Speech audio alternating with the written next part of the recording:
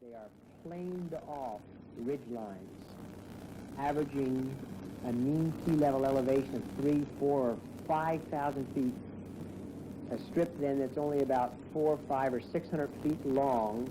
And when I say that's all along or goes straight, that's not very straight. That means it only has a 15 or 20 degree bend in it somewhere between the front and the end. The average width of these strips are about 35 feet, keeping in mind that our wingspan is 49 feet. The gear width is 10 feet. There's an upslope gradient, which you always land into. Of course, the upslope will take off on the downslope. The gradient of anywhere from 5 to 30 degrees of upslope. I really don't think of it as dangerous if I only have to worry about my own skill. Not that it's anything extraordinary, but if I can count on it. I know what my own limits are. And I know how long the strip is, how wide it is, and I know I can make it or I can't make it.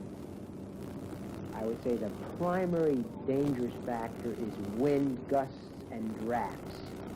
Wind varying direction, wind varying in intensity, and thermal, the lack of, the non-existence of, the sudden presence of, can affect an aircraft's flight path so radically, so suddenly. And that's why when I come into a strip, from 5 minutes out, I'm searching for smoke, small fires for wind direction. You've really got to take your time and plan your approach carefully. A second factor is the runway condition. Standing water, sod, flat grass, these kind of things a pilot can't tell too well from the air. You can get them into very serious and critical trouble.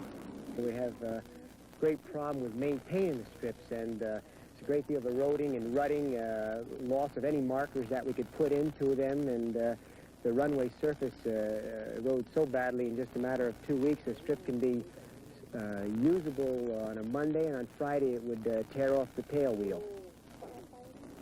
So these are the things which make it dangerous. The elements of nature around you that are varying from day to day, and in fact, unfortunately, from minute to minute. Skycat 60 Fox. They know that our fixed-wing aircraft are supposed to report in every 30 minutes.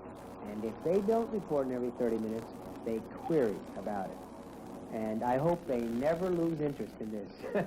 It's sort of a the average mission we fly here, we carry 13 pallets. So we'll just drop one pallet the first time and use that kind of as to bore sight what's the area we picked as our aiming point.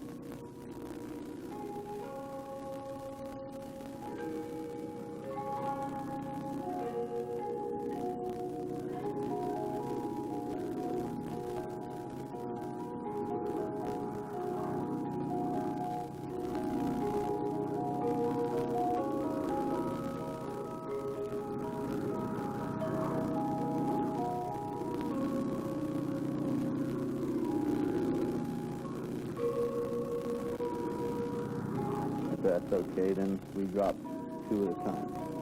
Even if it's a little bit off, we can still correct it on the next pass and just make a total of 7 passes. There are, of course, many ways to drop. In the C-46, well, I dropped in circles, figure eights, rectangle patterns, whatever the terrain calls for, or the turbulence or the weather. The majority of our drops being there on hillsides and little cliff tops and mountain tops and things, we have to pretty much drop in just one direction. You want the bags falling perpendicular to the terrain. When the rice comes out of the plane, it's not only going to have the momentum from the aircraft, it's also going to start being affected by the wind.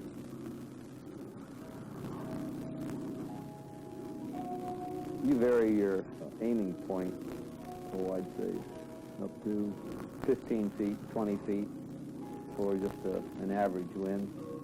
Sometimes it might be 50 feet if there's a good strong wind blowing.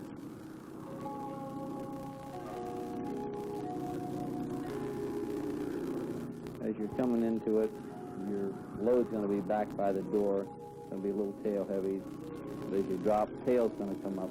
Nose goes down, you're rising anyway with this sudden loss of weight, especially later on when you're getting pretty much empty, the last couple of pallets to go out. I always drop with the 25% flat. Get the tail a little high so when the rice comes out, it gives you a little safety margin there so the rice won't hit the tail. Once you've found the power setting, normally in a smooth area, you don't have to change it. Maybe every 2 evolutions, drop 2 pallets, pull a ½ inch of manifold pressure off. It's a million little minor things that all have to be coordinated in together. Hello, Skycap, Papa Echo Juliet. Papa Echo Juliet, Skycap, go. Papa Echo Juliet, completed draft primary Delta Zulu, Lima 05. Roger. Well, Kanta and the one also at Lumsden. So I do have to depend on Air America to get me there. As a nurse education advisor, I'm responsible for working with a counterpart in each school of nursing. And the counterpart in the United States, he would be called the director of the School of Nursing. He is... Got a different outlook. Helicopters right down on the ground, flying low. He knows a lot more about how the people are living and what's actually going on up in that neighborhood. They will work directly with... Well, this is the best way to move X from A to B. You're constantly thinking all the time of how you're going to approach the task and what your alternatives are and so on. Normally the loads will run about 1,500 pounds with the F-13 to the normal pads that you're going into up country.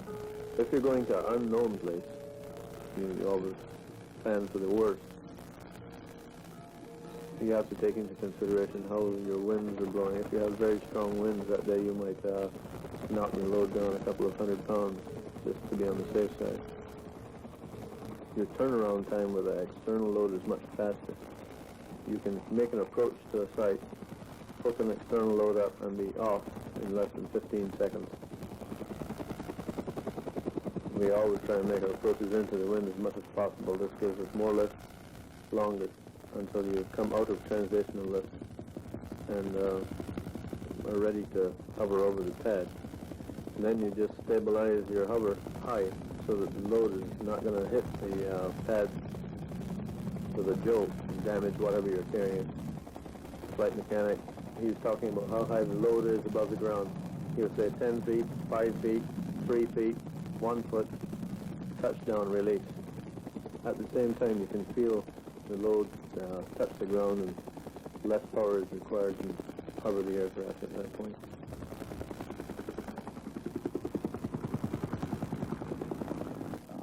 The climatology here is 5 months of intensive rain each year, which of course brings on its own operating problems.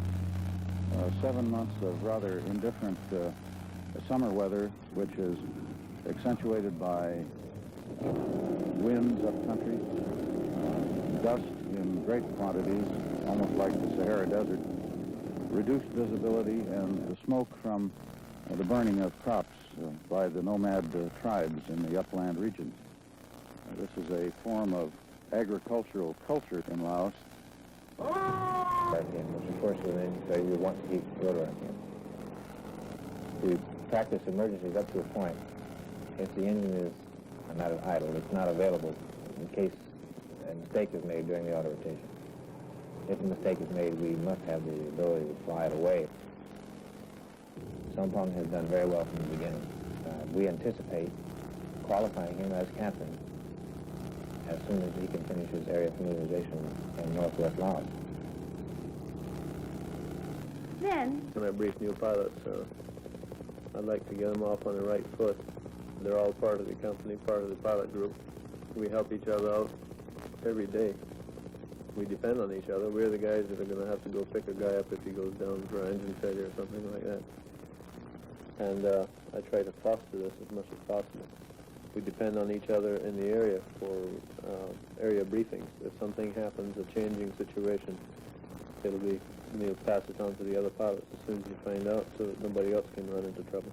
This is the secret of our success out here, is to a large extent, is that we know what the other guy is doing. On the H-30, maximum power to come right straight over and right straight down. There is no technique involved. You would need about 50% more horsepower than actually is required.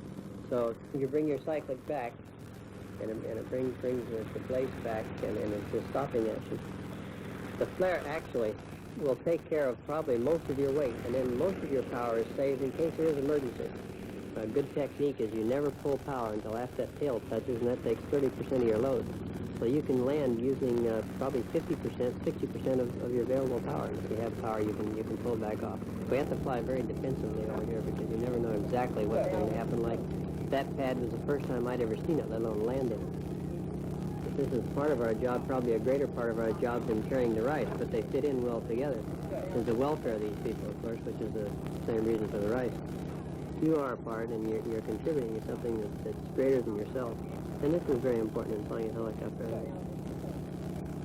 Now, as I take off, to use the least amount of power is good for technique, but also in case of power failure, it gives us the best chance of getting off the pad and getting to a low area. We want to get into translational lift as soon as possible, which in this aircraft is 13 knots. So as we take off now, if we turn directly into wind, we'd be going directly into the hill. We have our nose just to the left of the wind now. Directly in front of us is the greatest drop. We'll roll as far as we can, maintaining our ground cushion. Getting to the edge of the pad, we have to push forward. It's a slight cyclic, very smooth, so you don't spill any lift from that tip path. Just as we break lift, we can feel that shudder. We're in translation, we decrease power, and we're offline. This is a more aggressive type takeoff, but it's the one we recommend and the one we teach. I've been working with curvature. This is the camber of the wing, and it extends for a constant value throughout the length of the wing and offers it very high lift capabilities. The propeller that is installed on our over 500 shaft horsepower turboprop engine produces a great amount of thrust, and combined with the high lift wing, gets us off the ground in 500-foot strips very reliably. The porter has installed in the cabin floor a swinging double door, and the release handle for that door is right up by the pilot's left hand. To drop rice out of the porter, you fly over the drop zone, simply pull this handle, and the rice is very accurately dropped. There are two things that enable the porter to land in short strips conveniently. One is its low approach speed through the airfoil shape, and the other is the reversible propeller on the engine. And when you approach a short strip at 55 knots and touch down smoothly, immediately affecting reverse thrust, why, it's just very impressive. I carry everything from baby pigs and freshly butchered buffalo to VIPs, in and out of 10,000-foot to 500-foot strips, all with equal facility, really. The airplane, when carefully prepared, is a very nice VIP airplane, although it's a little noisy inside. And when using it as a workhorse, why, it's very handy with a big, open, easily loaded cabin. It's real handy for carrying refugees, boxes, and odd-shaped packages, and mismanaged kids and unmanageable kids, and anything that you can think of. And it's become attached to the program, attached to the people. And they've got very little to support them, especially when it comes to picking up sick or wounded. If we don't pick them up, the odds are that they're going to die, because all they have is the village witch doctor to help them out. Therefore, I'll put out a little extra effort to go get a guy if he's in trouble. The program itself is a village health program. It's primarily all we do in this area. I have responsible for the medics, the medical warehouse, and all the field dispensers. We can't airdrop this stuff, that's obvious.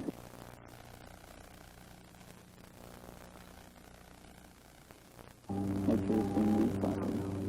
So it has to be brought in by a still aircraft. If they have 600 people stay there, they keep the medics in. And we just primarily take care of the population. And the people to get some medical care and basically now are all refugee status and they're needing refugee relief and medicine. Most of they're moving and resistance run down, and so they're prone to come down with the malaria and dysentery. So every site that we have left now has refugees moving in and through, and they're using more medicine. And finally, the job is just make sure that they're supplied. Check the dispensary first to see it's clean. Check to see that he's got his medicine there, and check his book. We have a record book. If there's no problem at most of these places, we just check on and see if they're all right. We like to know what's going on, and you say Ray Chen wants to know what's going on, and Pop wants to know what's going on, and he wants American out there to see it, and he wants Americans to be seen out in the villages. To let the people know that we're here and we're still supporting the program. It's a good program, good people to work with. Pop and all these guys are great. Pop people. This is glutinous rice.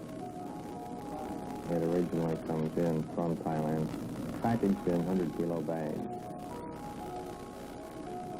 USAID has a contractor in Vientiane that triple bags the rice and cornmeal and salt for drops.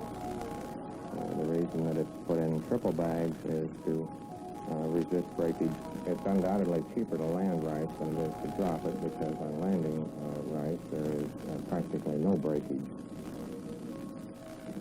The rice is delivered at Watai Airport, where it is warehoused and palletized.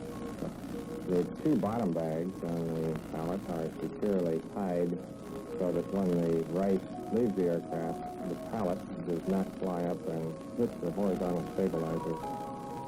The remaining 7 bags are stacked on top of the first 2. The bags are shaken out so that they're as flat as possible and laid on a wooden pallet that is equipped with guide rollers to slide easily up and down the roller conveyors that are mounted in the aircraft. Each pallet is made up of 9 bags of rice. Each bag weighs 40 kilos, and the entire package is tied with a series of double ropes across the top and a slip knot in one side. The purpose of the slip knot is to provide a means for attaching a 15-foot static line. The other end is attached, of course, to the anchor line cable in the aircraft. As the rice is dropped over the DZ, the entire pallet leaves the aircraft, and at about 10 feet below the aircraft, the static line jerks the slip knot loose, and the bags begin immediately to separate. The purpose of this is to ensure that each bag hits the ground individually, as opposed to allowing the entire pallet to hit the ground as a unit.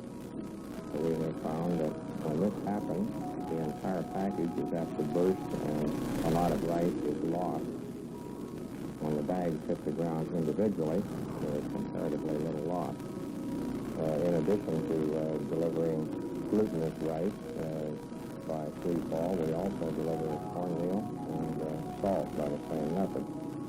Here is patching up the ruts caused by the rain and marking it and making sure that the runway surface is smooth and suitable for use by a fixed-wing airplane. So this site is pretty primitive, and the tools available for use in constructing a runway. So we have to resort to very, very primitive methods, which rely on manpower alone. We use, as you can see, these dirt drags, which are simply burlap sacks, usually left over from a previous rice drop to the area. And I explained to them how to build these simple little wooden tampers for compacting the clay on the runway. And the villagers build the runway for their own use, medical evacuations, supplies, medical supplies. This strip is about 670 feet long, with a safe usable width of around 44 feet. It's only usable by Porter and Helio aircraft. It cannot be lengthened, obviously, due to the terrain limitations. When you turn to final approach, somewhere from base to final, and usually fairly far out. If you're loaded, you arrive at a point where you have to land the airplane. Due to the surrounding rising terrain on the other end of the strip, there's nothing to do but land it. Water buffaloes, people, or whatever, or updraft, downdraft that further damage your attempt at a good landing, you still know that you have to get to the end of that strip to land the airplane. That's it. This makes you pretty careful about committing yourself to this condition. You find and remember the strip that you can't go around, that you have to land on, and so you make every precaution that you can to be sure that you'll be able to safely land the airplane the first time. These are things that tax your ability to the utmost. These are the most experienced pilots, actually. These are the things that just interest me. To figure if it's possible to do this with a modicum of safety and a reasonable degree of surety that you will be able to get the job done, as opposed to whether you better just forget it and give up. You're charged with this almost every day, and judgment's left to you all day long. But most everybody here that sits in the left seat of an airplane has been in one war for sure, and maybe two or three. I personally have close to 15,000 hours, and I'd say probably the average of the captains out here is 10,000 hours or 7,000 at least. The pros, the ones that do it day in and day out, and actually do it as much for the love of flying as for the money that Air America pays them. Because of the contacting them. Before I landed an upcountry ship, I checked the field for security, also checked for horses or pigs on the ship. If there are any, I try to buzz them off. Winds are a big problem. After flying in this part of the world for the last 8 years for Air America, experience has taught me that windsocks do not always indicate the true direction because of turbulence and changeability on the ridgeline strip.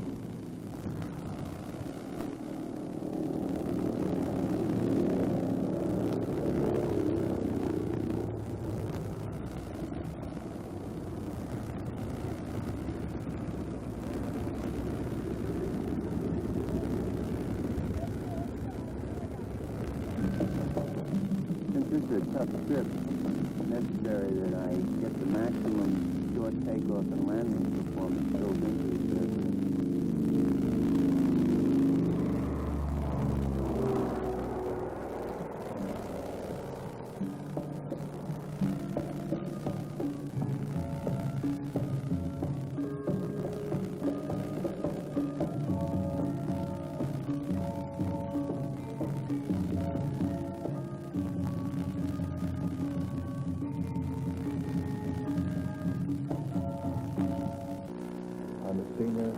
Public safety. So these people have a tendency to want to cultivate any area that's been cleared. So the first pass is always an observation pass. Check it and make sure the livestock has been cleared off prior to making your landing approach. The strips themselves are very demanding. They're at up to a mile high as far as elevation, very short, very rough, and basically unimproved.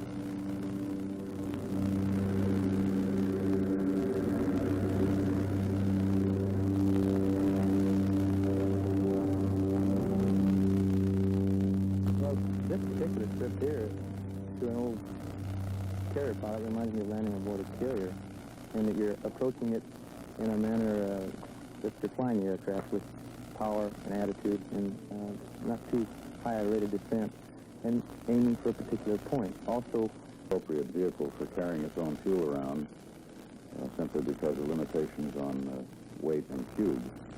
And in many cases, this is compounded by the altitude at which the location is situated, where you would almost be unable to bring in anything more than a drum or two of fuel. So in the case of the 123 fuel drops, this is primarily in support of the choppers and in some cases the light aircraft. There's no point in putting 4 barrels of fuel in a quarter when you can drop the same 4 barrels on a pallet from a 123. Well, it's like a wagon. very heavy airplane, heavy owner control. As they say, it takes 2 men aboard to raffle it around. But in my opinion, it's a good airplane. I don't think there's an airplane designed today that could do the job the 123 is doing. It's a coordinated effort between the co-pilot and kicker, the AFS, and the captain. When I have determined that I'm just about the right spot to drop, I call out over the radio to drop it. At free brief, my co-pilot hits the jet throttle switch. At the same time, I increase the lift engine to 100% power and start a pull-up and a climb. And this puts the airplane down in the position of the back end of it down a little bit so the load accelerates out the back end. What you really need is a fast acceleration when you drop. And the faster the acceleration, the faster the load departs the aircraft. And the faster the load departs, the smaller the DZ that you can put the load into. The jet gives us much more acceleration, so we can run out from under it much faster. In other words, I mean, as you accelerate, the load slides out the back end. As soon as the load's cleared the aircraft, then the AFS calls that the load is clear, and at that time, my co-pilot reduces... especially when you're working in remote areas away from a central location. We're flying around there. I'm always looking at villages and open areas and looking to see what's going on down there, so to speak, and always watching the weather. The weather is very changeable this time of year now. Thunderstorms can move in behind you and cut you off, and then you're out there and you run out of fuel before you can get back to home base, so to speak. You always have to think, well, I've got to get back tonight. And the weather's bad, or the possibility of thunderstorms will block my way back, so I better start a little earlier, or go around and put more fuel in so I can get all the way back, and things of this nature. Air America at Clark provides ground handling. Finds highly desirable and extremely valuable. For example, the work that has been done with the refugees here, we have been called upon to exert a maximum effort in getting poor people out of a threatened or dangerous area with a very short time. Air America has been able to come up with a maximum airlift in the shortest possible time. I also can't help but be impressed with the gallantry of the Air America pilots and crew members. I think another factor that's important here is the variety of Air America assets in the country today, which range from your small, short-trip takeoff aircraft such as the Porters through the workhorse of airlift, the 46s. We thus have a whole range of aircraft that can be used so that we are able to economize to a great extent and to fulfill the mission that's assigned to us here. For example, if you have to take a doctor and a patient into a small strip or out of a small strip, if you use a Porter, it would save a great deal of money than if you had to use some larger aircraft on such a humanitarian mission.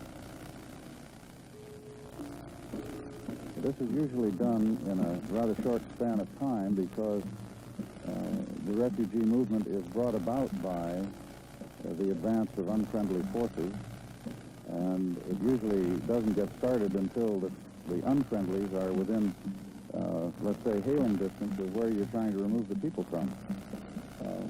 So this adds a certain urgency to what we're doing, and means that you have to get as many people on the airplane as you possibly can and move them out as rapidly as you possibly can.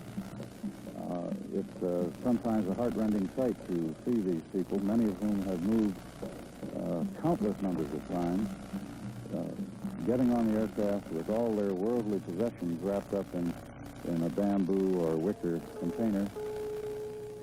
You see an awful lot of sorrow, of hurt, of anguish, people deprived of their livelihood, of families split up, of all the things that make up a migration of any kind of a population. This sooner or later gets to the guys. They get back and they don't want to talk about it at first, and then finally they do, and they say, you know, it sure is a heck of a note the way things are going. And maybe I can get in one more trip today. I could quit at 6, but I'll make it 7, because if I take that 7th one, I'll get somebody out. Somebody who might be deprived of their liberty or made to carry 40-kilo rice bags down a mountain trail for the rest of their existence. And they begin to become compulsive for this sort of, you know, one more trip means one more load. One more load means so many more people, either going in with supplies or coming out with people. And the job is to get that airplane there, fly it, take the load, bring it back, you know, do it again. There's no question in my mind, a move by the enemy for many, many months and years would today be starting. You can almost see the hungry people surging forward to grab the rice when it lands, knowing that they're grateful for the way in which it's delivered to them by Air America, and you wonder what they'd do without it. There is an old story which maybe describes this, about one child who, when asked where rice came from, said it comes from the air, meaning that's where, in her opinion, it was grown, because throughout her life, that's the only place she'd seen rice coming from.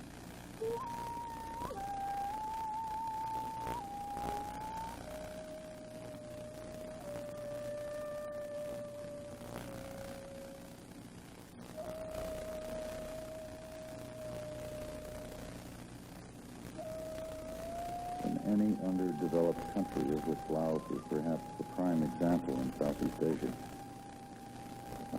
you are going to need someone who can furnish the kind of service which Air America provides, whether it is in war or peace, and that is the movement of people, the movement of things, the movement of supplies, emergency and otherwise. It's going to be a long time before this part of the world has anything approaching the Los Angeles freeway. And until it does, there has to be a substitute mechanism for getting goods distributed and raw materials collected. And only air can provide that. And we don't make policy in Air America. We simply execute the end product, which is deliver the goods